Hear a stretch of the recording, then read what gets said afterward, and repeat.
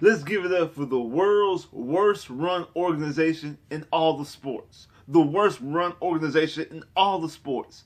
The Houston Texans. What's up, YouTube? Your boy back once again with another sport topic, and today we're going to talk some football. Houston Texan football. We're here to talk about probably, I don't even know if it's embarrassing at this point. I was about to say one of the most embarrassing losses. But at this point, is it really embarrassing? Have we got past the point of this actually being embarrassing and it just being who they really are? The Houston Texans fall to the Arizona Cardinals, the undefeated team, the only undefeated team in the NFL, 31-5. The first time in NFL history that NFL game ended in 31-5. I don't even know why that's a thing, but yeah, it is. The Houston Texans had to be a part of that. Had to be on the bad side of that. The 5 points was just a safety in the field goal. Just inept offense attempt. Just a constant reminder of J.J. Watt and DeAndre Hopkins, and that you're gonna lose Deshaun and Bill O'Brien being. It's just the whole entire game. That's all the game was a 3-hour fest. 60 minutes of game film of a reminder of just what has happened to this franchise in the last 2 years. But let's talk about it. Let's break it down for some strange reason we got to. So, like I said, the Houston Texans fall to the Arizona Cardinals 31-5. Your quarterback, Davis Mills, was 23 of 32, 71.9 completion percentage. That's a good percentage, right? He only had 135 yards, averaging 4.2 yards per attempt. No touchdowns, no interceptions, was sacked twice, had a quarterback rating of 79.6. David Johnson, who you got in the Hopkins trade, had 7 rushes for 25 yards. Nico Collins was targeted 5 times, had 2 catches for 28 yards. David Johnson, who you got in the Hopkins trade, targeted 6 times for 5 catches for 27 yards.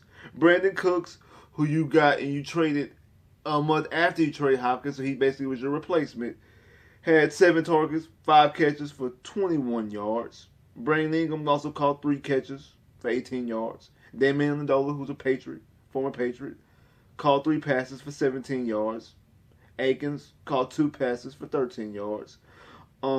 Jonathan Gennard had a good game. Jonathan Gennard had 6 sacks. Now he's brings total up to he had 2 sacks and brings total up to 6 sacks over the season.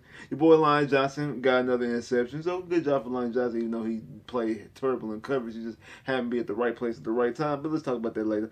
Kyler Murray, who's probably on the fast track to win the MVP, the quarterback for the Arizona Cardinals, was 20 of 28, but 71.4 completion percentage with 261 yards, averaging 9.3 yards per attempt, 3 touchdowns, 1 pick, was sacked 4 times, had a quarterback rating of 121.3.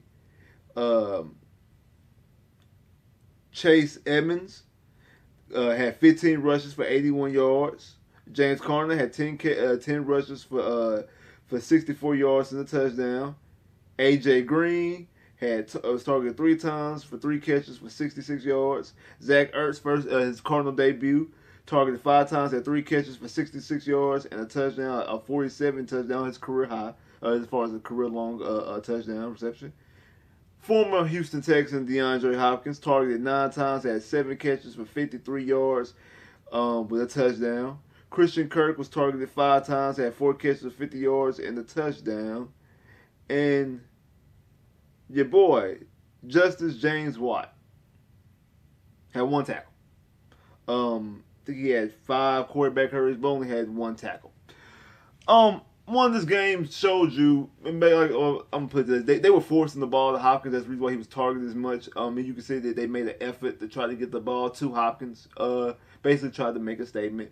When you have Cliff Kingsbury after the game giving 2 game balls to both Hopkins and JJ, saying to the 2 best players in Texan history, and giving the game ball was a complete shot and egg on the face of the Houston Texans, because they play in Arizona. Now, even though Hopkins is one of my top 5 players of the Houston Texans, as of right now, he's 3rd behind Dre and Foster. He's not better than Dre, so he can't be. He's not number 2. I think Dre is number 1. I know a lot of people want to say JJ is number 1 because of the defensive player he is. I'm not going to argue with you at that. But those are 1 and 2. No matter how much I like Hopkins, Hopkins is not the second best player. Is not top 2 in Texas franchise history. I think at best he's top 3. He probably might be top 4 because I think I'll probably put Foster above him. But I'm not going to argue with you if you want to say that Hopkins is better than Foster. I'm not going to argue with you with that. But I'm not going to, because Hopkins did do it for a longer period of time. Arian Foster's dominance was only for a couple of years because of injuries. And Hopkins, at the very least, was the best receiver in the league for at least 3 to 4 year stretch. I don't think Foster was the best running back in the league, really pretty much ever, because he was playing at the same time when you had Beast Mode, you had Adrian Peterson at the peak of their careers. So it's kind of hard for you to say that he was the best running back in the league. He definitely was top 3, but I understand if you want to say that Hopkins is better, is a top of Texan over Arian Foster. I'm not going to argue with you with that, but just in my personal opinion, right now Hopkins is 3rd behind Dre is 1, Foster's 2. Hey, that spot 3 did used to belong to number 4, but that's a whole nother conversation for a whole nother day. So anyway, back about the game. Just a complete embarrassment. You know that in the last 2 games, the Texans have got 3 points and then got 5 points.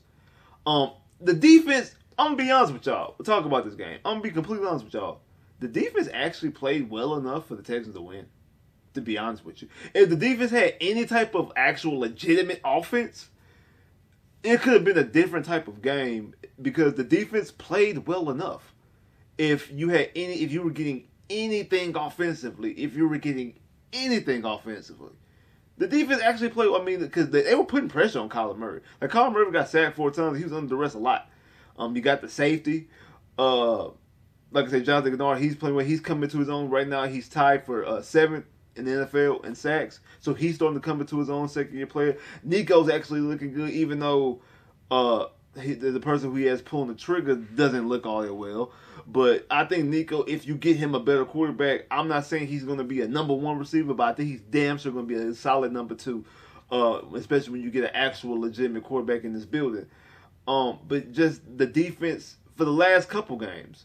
I forgot what the score was at halftime against the Colts last week, but it was a closer game. Same thing when the Buffalo game when you lost 40-0. That game was 16-0 going into the half, and the Texans did get an interception to put them in range, and they elected not to go for a field goal, and they let to go for a field goal, and they went for it on 4th down, and they didn't convert. The defense has been playing, I'm not gonna say good, but they play well enough that if you get them something offensively, that maybe you probably have a better competitive game and maybe possibly sneak a couple of these wins. But in the last 3 road games, the Texans have been outscored 102-8 because 40-0 against Buffalo. Even though Buffalo's a good football team, Josh Allen didn't play all that well in that game. You lost 31-3 against the Colts last week, and you lose 31-5 against the Arizona Cardinals. Just trash. You know the Astros outscored both the Texans and the Red Sox combined in the last game. Like that's how bad you've been playing. When you let the baseball team, luckily, is going to the World Series, outscore you, and you get 6 points. You get either 3 or 6 points for what you do. They only get 1 point for a run. You get at least 3 points or 6 points. It's possibly 7 if you kick the extra point. And yet you're showing how inept you are. It's just bad football.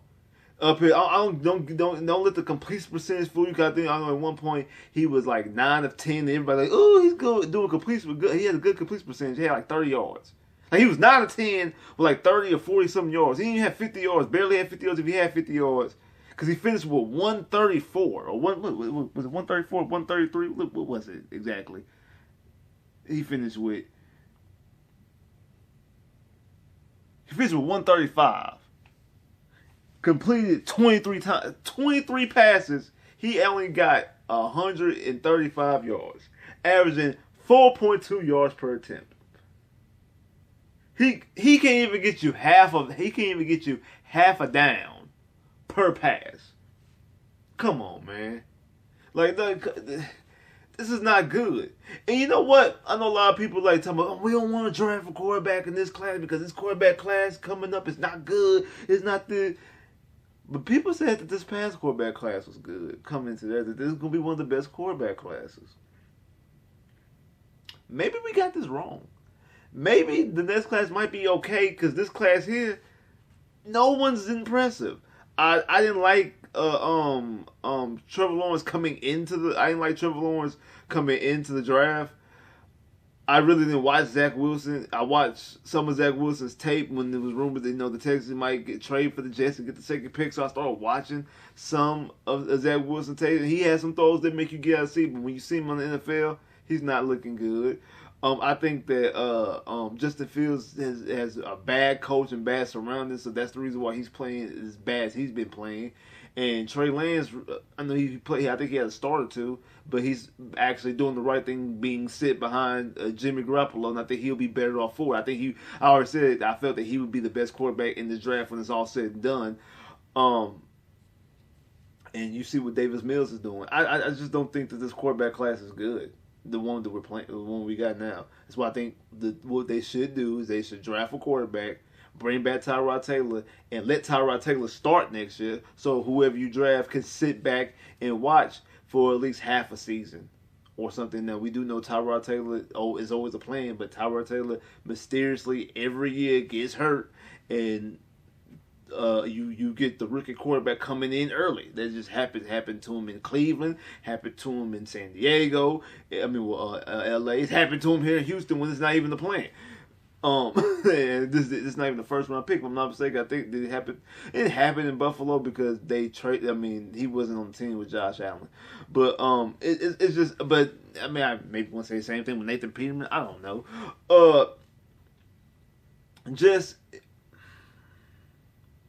It's just bad. And this game was a constant reminder of the Bill O'Brien trade because they talked about it ad nauseum all game long. Like it was such an eye roll. Like I was sick of hearing about it. And hopefully maybe this game was closure. Maybe this game was complete closure. I seen when Hopkins kind of shot a slug when he did his little Sauce Walker celebration, the celebration that he always did with Fuller as a Texan. He really doesn't do it in Arizona because when he scored a touchdown, he was trying to find anybody that would come like, hurry up, help me do the celebration. No, it's like another subtle jab. JJ kind of when he did the tackles and got up, kind of like certain jabs, like subtle jabs, like little nicks, little jabs at the Texas organization. And the thing about it is, it doesn't hurt the organization. It hurts us. It hurts the fans. We the ones who are suffering because those people that sit up on their high horse feel like they're doing what they're doing is correct. And it's just stupid. And like I said, it's the worst ran organization in sports. Don't give me that, the Lions are 0-6. The Texans are the worst football team in the NFL. Stop it. I don't care that the Lions have not won a football game and the Texans have technically won a football game. The Texans are the worst football team in the NFL. Like, just stop it. They are the worst football team in the NFL. They definitely are. This team is just bad. It's just a bad football team. It's just a bad. At least the Lions are competitive in every game they play.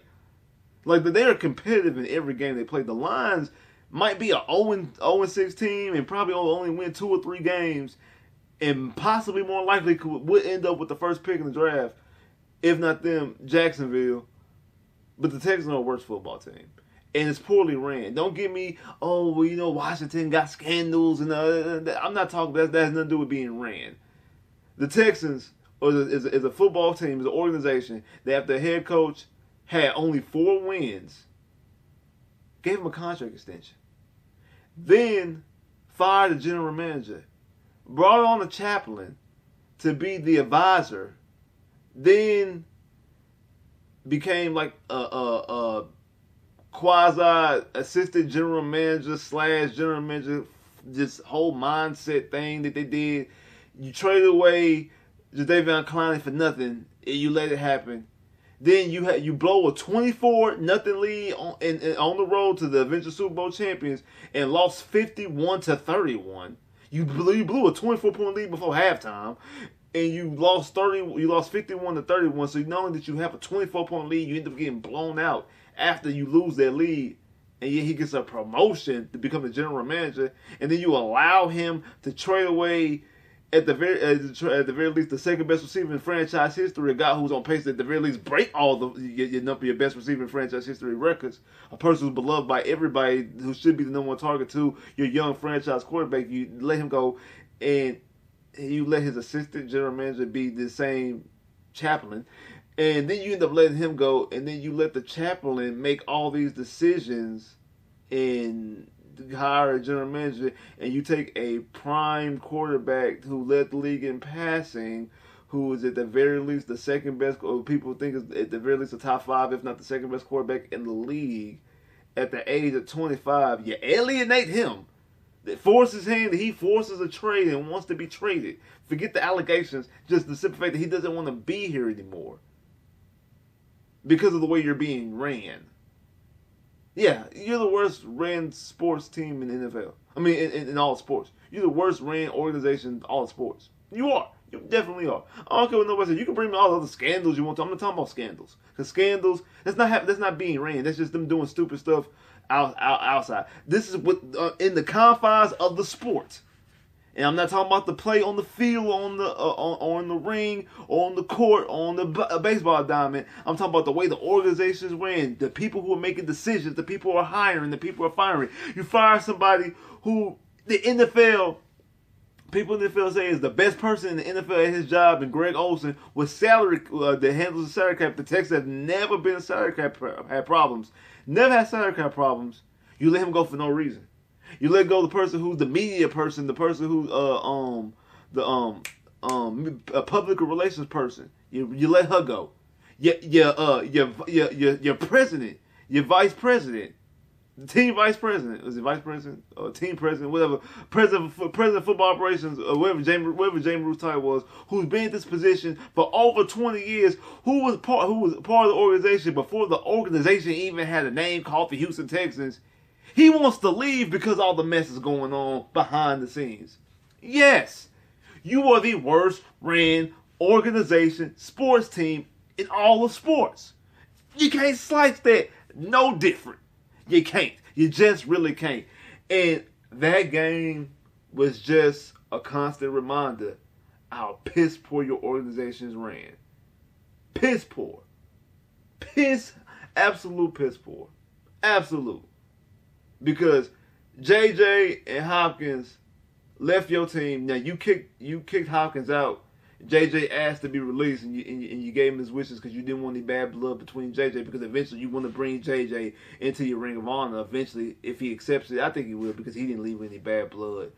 Hopkins would never come back unless his team does not unless his team is no longer owned by the McNair's. But Hopkins would never come back as far as putting his name in the Ring of Honor. And you know he should be, but that's a conversation for another day. They're 7-0 right now.